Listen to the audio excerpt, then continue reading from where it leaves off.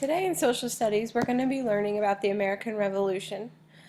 As we go through the slides, I'm going to ask you to pause the video sometimes to either stop and jot or turn and talk to your partner. Let's get started. The American Revolution. Before the American Revolution, there was the French and Indian War. In 1754, the French and British colonists decided to fight a war for land in North America. After 9 whole years, the war was over and the French had lost.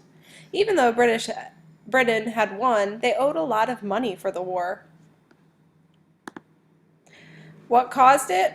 In the 1700s, Britain owned the colonies in America. The British leaders decided to place taxes on items that were traveling in and out of the colonies to pay for the war. Taxes mean money, so they made them charge them extra money just to bring in items such as glass and tea. This made the colonists really angry, and they wanted independence from Britain. After listening to the slide, stop or pause the video, and then copy down the vocabulary into your notebook. Our first vocab word is independence.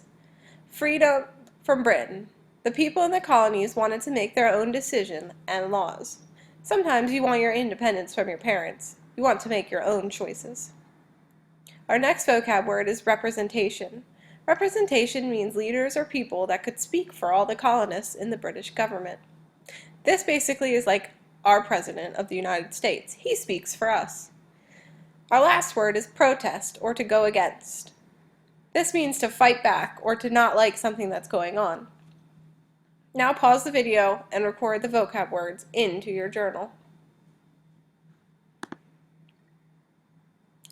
Let's make a connection. Have you ever felt like you didn't want someone telling you what to do? What happened? Think about the colonists. They didn't want taxes on their goods and items, and they felt like they didn't have to. They felt like they wanted independence from Britain. Have you ever felt like this? What happened? Stop and jot in your notebook and pause the video.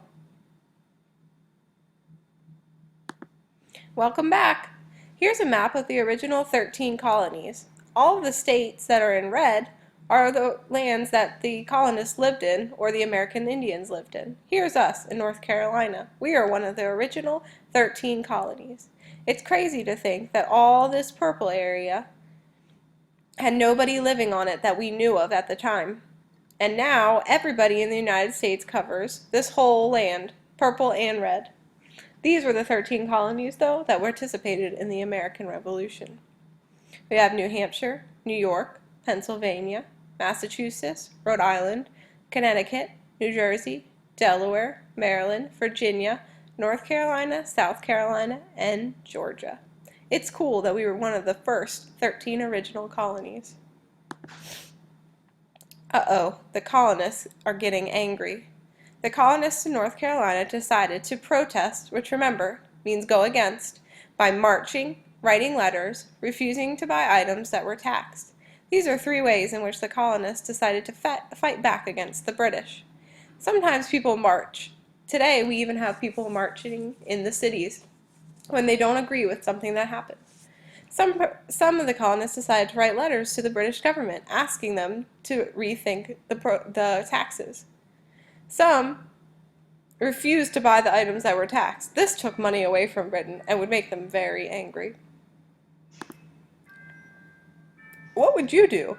If you had lived in North Carolina during this time, would you have protested with other colonists? Why or why not?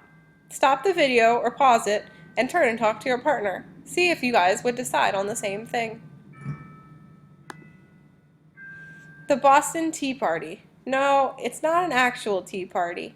Instead, after the protest, the British government decided to take some of the taxes away, but later decided to tax even more items like glass, paint, and tea.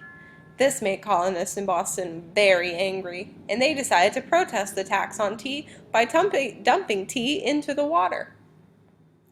This is why it was called the Boston Tea Party. Now, continue on to the next items on Blended Space.